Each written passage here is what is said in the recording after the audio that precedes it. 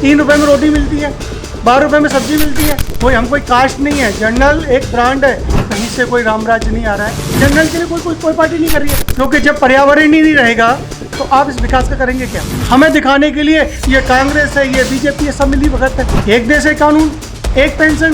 तो तुम्हें आज भी भरोसा है ब्राह्मण पे, जनरल के बल पे ही बीजेपी चल रही है। अभी पीएम साहब के लिए एक अगर कोई विकल्प है तो वो योगी बाबा है। मैं आपसे जानना चाहूँगी कि यूजीसी जो कि अब एक सिर्फ छात्रों के लिए ही नहीं रहा है, पूरे देश की इस पर राजनीति भी गर्मा गई है और अब एससी ने उस पर रोक भी लगा दी है, तो जो स्वर्ण समाज है वो अब क्या करेगा?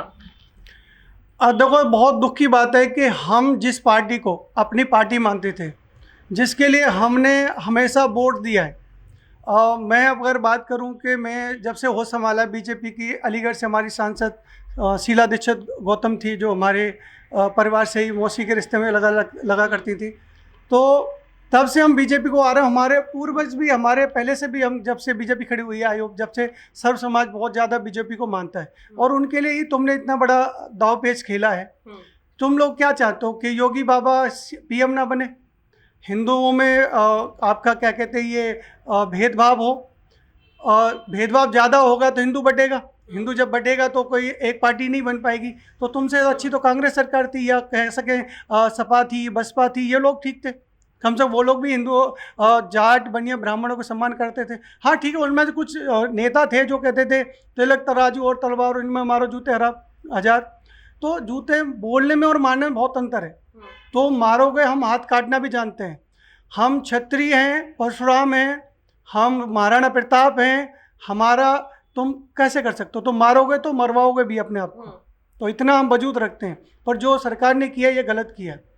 भेदभाव करना, होने वाली भावना बहुत ज़्यादा हो जाएगी, हिंदुओं में ज़्यादा ही क्या कहते हैं इस तरह का घृणा बात हो जाएगा। तो सरकार से मेरा यही, अगर तुम कोई अच्छा काम नहीं कर सकते, तुम्हें मिडिल को दिया क्या है? तुमने अगर देखा जाए, आपने जनरल को दिया क्या है? सिर्फ वोट लेते हो, उनके लिए फैसिलिटी क्या है? तुम SC ST को देते हो, वो हिंदू नहीं मानते, वो सारा वोट आपका कांग्रेस को देते हैं, सपा बसपा को देते हैं, बीजेपी को देते नहीं है, पर सारे तो बेनिफिट उनको मिल रहे हैं। जनरल को क्या मिलता है? अगर जैसे आपका लॉकडाउन हुआ, जनरल का क्या हाल था, मिडिल क्लास का क्या हाल था? उनको कोई फैसिलिटी थी। जो नीचे की कास्ट है उसको खाना वितरण मिल रहा था, क्योंकि गरीबी रेखा में आते हैं। जो VIP हैं उनके पास तो 7 पुश्तों के बराबर खाने के लायक बना हुआ है, 7 पीढ़ी खा सकती है। रह गया मिडिल क्लास, ना वो राशन मिलता है उसको, ना ही वो अमीर है। तो कुछ ऐसे कानून तो लाओ ना। तुम कभी बजट में ऐसा कुछ लेके आते हो कि जनरल को कुछ बेनिफिट मिले? हमें नहीं बेनिफिट चाहिए, क्योंकि हम ब्रांड हैं, कोई कास्ट नहीं है। जनरल एक ब्रांड है जिसको प्रमाण की जरूरत नहीं है। अगर तुमने किया है तो इसकी भरपाई करनी पड़ेगी, अभी भी वक्त है। क्योंकि जनरल तुमसे रूठा तो तुम्हारी किसी भी पीढ़ी में, किसी भी जमाने में तुम्हारी सरकार नहीं बनेगी, ये मैं लिख के दे सकता हूँ। जनरल के बल पे ही बीजेपी चल रही है। अगर बीजेपी ऐसा करेगी तो कभी भी क्या कहते हैं सरकार नहीं बनेगी। जो जनरल के कैटेगरी के युवा हैं, तो इससे उनकी पढ़ाई पे, फिर आने वाले जो भविष्य है, उनकी नौकरी पे क्या असर पड़ेगा? तो असर तो जनरल का शुरू से ही खराब चल रहा है, क्योंकि वो अपनी मेहनत से, जहाँ उसको 90 नंबर लेके आना है तब जाके वो सिलेक्शन होता है। और एक बंदा है जो -40 में भी एक डॉक्टर बना है, ऐसा रिकॉर्ड अभी अखबार में आया था। तो जो 30-40 भी ले रहा है वो बन रहा है, और जो 80 ले रहा है।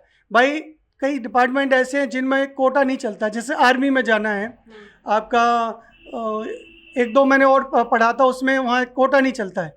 जिसके ज़्यादा अच्छे मार्क है वो बनेगा। तो ऐसा कुछ कानून लाओ ना। अगर तुम्हें कानून लाना है तो ऐसे लाओ, क्योंकि हर समाज में गरीब है, ब्राह्मण में भी गरीब है, जाटों में भी गरीब है, पंडितों में क्या कहते हैं आपके बनियाओं में भी गरीब है, और आपके ऐसे हमें दिखा दूँ SC ST में, वहाँ अमीर भी लोग हैं। अमीर का बच्चा जिस कंपटीशन में जा रहा है 300 रुपये में फॉर्म भरता है, और हम 1200 के भरते हैं। तो जिस परिवार में कोई भी जॉब पे है उसको कोटा नहीं मिलना चाहिए, वो सबके लिए होना चाहिए। जो गरीब है उसको मिले, किसी भी कास्ट का हो, वो चाहे किसी कास्ट का हो। जो गरीब है उसका रिकॉर्ड चेक किया जाए, वो गरीब कैसे है, उसके परिवार में कोई ना हो, उसकी आर्थिक स्थिति कम हो, उसको ये कोटा मिले। कहीं ना कहीं इसमें जो योग्य है उसकी जो काबिलियत है वो छिप रही है। बिल्कुल, जो योग्य है, आप देखेंगे कि हॉस्पिटल में ऐसे ऐसे डॉक्टर बन रहे हैं जो कम मार्क्स लेके पहुंचे हुए हैं। और मैं एक चीज़ कहना चाहता हूँ, जब तुम वोट मांगने जाते हो, किसी भी पार्टी को कह रहा हूँ, हर पार्टी को कह रहा हूँ, तुम ब्राह्मण का रूप बनाते हो। क्यों बनाते हो? मंदिरों में मत्था टेकते हो, ब्राह्मण का रूप बना के क्यों जाते हो? जाओ ना अपने रूप में, कोई तुम्हें वोट दे दे। जाओ टोपी पहन पहन के, कोई तुम्हें दे दे। तो तुम्हें आज भी भरोसा है ब्राह्मण पे कि मैं ब्राह्मण रूप बनाऊंगा तो लोग मुझे वोट देंगे। तो ब्राह्मण वो चीज़ है जो तुम इस चीज़ को समझ ही नहीं रहे हो। मैं आपसे एक चीज़ और पूछना चाहूँगी कि जैसे हमारे देश में कुछ भी होता है, कोई भी नया कानून होता है, कोई भी संशोधन होता है, तो जो असली मुद्दा होता है वो दब जाता है, जो असली सवाल होते हैं वो दब जाते हैं, लेकिन उस पर राजनीति गरमा जाती है। देखो, राजनीति तो कहें तो अपने फायदे के लिए ये ऐसा कानून लाते हैं कि जो पहला मुद्दा था उसे दबाने के लिए कोई एक नया चाल चल देते हैं। अब जैसे बात की जाए तो बात धर्म पे आ जाती है, हिंदू मुस्लिम पे आ जाती है। ये हर पार्टी का सीन है। बाद में कोई भी कानून लाएंगे, हिंदू मुस्लिम ये मिले, ये सारे नेता मिले हुए। आप इंस्टाग्राम में, यूट्यूब पे देखो, इतनी वीडियो आ रही है, एक साथ बैठ के चाय पीते हैं, एक साथ पी के खाना कर रहे हैं, ये संसद के बाद एक साथ बैठे हुए हमें दिखाने के लिए ये कांग्रेस है, ये बीजेपी है, सब मिली भगत है। ये कानून लाए हुए हैं, हर पार्टी के सदस्य उसमें, कांग्रेस के थे, बीजेपी के थे, तो सारे मिले हुए हैं। इनको कोई फर्क नहीं पड़ता है। जनता आपस में लड़ रही है, मर रही है, अपने भाईचारे को खत्म कर रही है। जो हमारे साथ, अब मैं ड्राइविंग सिखाता हूँ, मैं यहाँ भेदभाव थोड़ी करता हूँ, या ये एससी का, एसटी का, इसका फिर ड्राइविंग नहीं सिखाऊंगा। मैं यहाँ गुरु हूँ और सबको एक जैसे सिखा रहा हूँ मैं। तो आपको क्या लगता है कि क्या वाकई में जो हिंदू मुस्लिम है वो देश के लिए गंभीर समस्या है कि आज हर कोई हिंदू मुस्लिम के नाम पे एक दूसरे से लड़ रहा है, लव जिहाद जैसी समस्याएं सामने आ रही है? देखो, लव जिहाद तो है, इसको के लिए कानून बनना चाहिए, ठीक है। हमारी कुछ हिंदू बेटियां हैं जो बिल्कुल बावली कह सकते हैं मैं तो उनको, कि तुम्हें शादी ही करनी है तो अपने धर्म में कर लो, मना थोड़ी है। तुम्हारे माँ बाप मना नहीं करेंगे, उन माँ बाप से पूछो जिन्होंने तुम्हें इतना बड़ा किया है। तो उसके लिए कानून बनना चाहिए। ऐसा कानून बनना चाहिए कि कोई लव करके कोर्ट मैरिज करना चाह रहा है, पेरेंट्स और 2 विटनेस उसके पड़ोसी आसपास के होने चाहिए, तब उसका कोर्ट मैरिज हो। ऐसा कानून आना चाहिए। लेकिन वाकई आपको लगता है कि आज जो हम आम जिंदगी जीते हैं, आम नागरिक है, वो हिंदू मुस्लिम करता है? देखो, हिंदू मुस्लिम का तो ये सीन है कि जो मैंने अभी तक देखा है कि हम जहाँ पे रह रहे हैं, हमारे साथ मुसलमान भी रह रहे हैं, हिंदू भी रह रहे हैं, इनको भड़काया जाता है। भड़काने वाले लोग अपने फ़ायदे के लिए इनको आगे कर देते हैं, हिंदू मुस्लिम कर लेते हैं।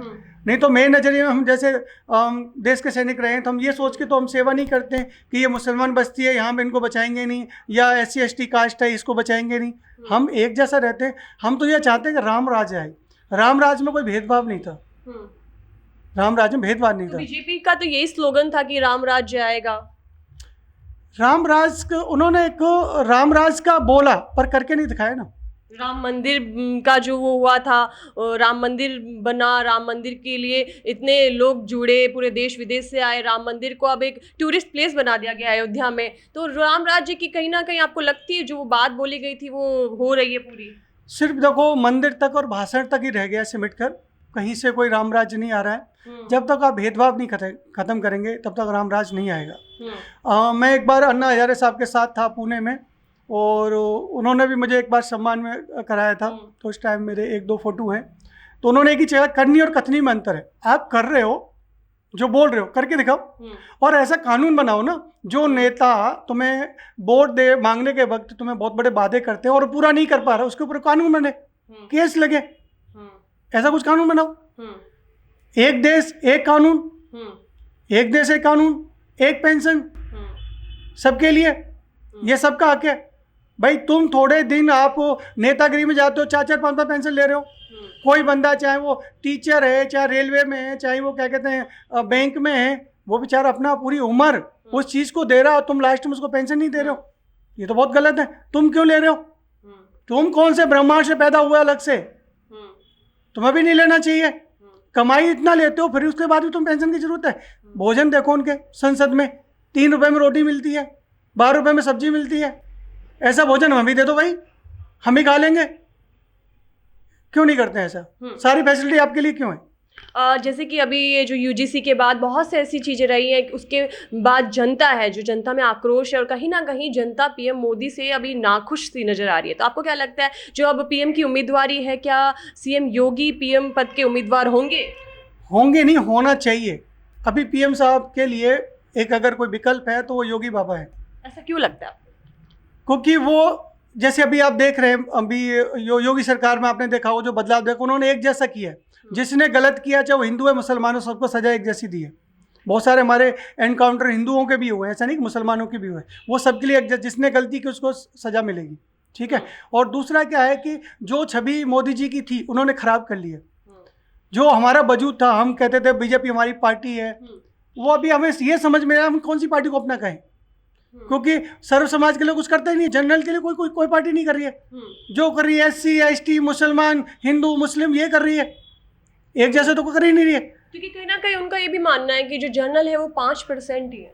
चाहे हम 5% या 3% है, पर अपने दम पे हैं, हम वो ब्रांड हैं, हमें किसी आरक्षण की जरूरत नहीं है। आप कुछ ऐसा कानून लाओ पूरे देश के लिए कि जो नंबर ज़्यादा लेगा, चाहे किसी भी का हो, उसे सिलेक्शन में लो।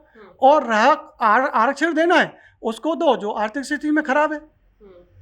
जी, अभी बीकानेर में हाल फिलहाल में अभी खेजड़ी बचाओ जो आंदोलन चल रहा है, उस पर आपकी क्या राय है? खेजड़ी बचाओ में देखो, धरना सही है, क्योंकि जब पर्यावरण ही नहीं रहेगा तो आप इस विकास का करेंगे क्या? इतना सौर ऊर्जा कहाँ पे लाइट यूज़ करेंगे जब रहेगा नहीं? आप इस बार देख लीजिए, गर्मी पड़ी है क्या, सर्दी पड़ी है क्या? एक मुश्किल से 10-15 दिन भी सर्दी नहीं पड़ी है। तो इसका कारण क्या है? क्योंकि सोलर ऊर्जा ज़्यादा बढ़ रहा है, आपके पेड़ ज़्यादा कट रहे हैं। जब पेड़ ही कट जाएंगे, AC ज़्यादा चलेंगे, गर्मी रहेगी, फिर और पर्यावरण खराब होगा। तो सरकार को ऐसा कानून लाना चाहिए और पूरे देश के लिए लाना चाहिए। तुम कहीं भी क्या कहते हैं उसको पेड़ों को काटने के लिए विकास के नाम पे काटना शुरू कर देते हो। विकास करो पर वहाँ करो ना जहाँ ज़रूरत है।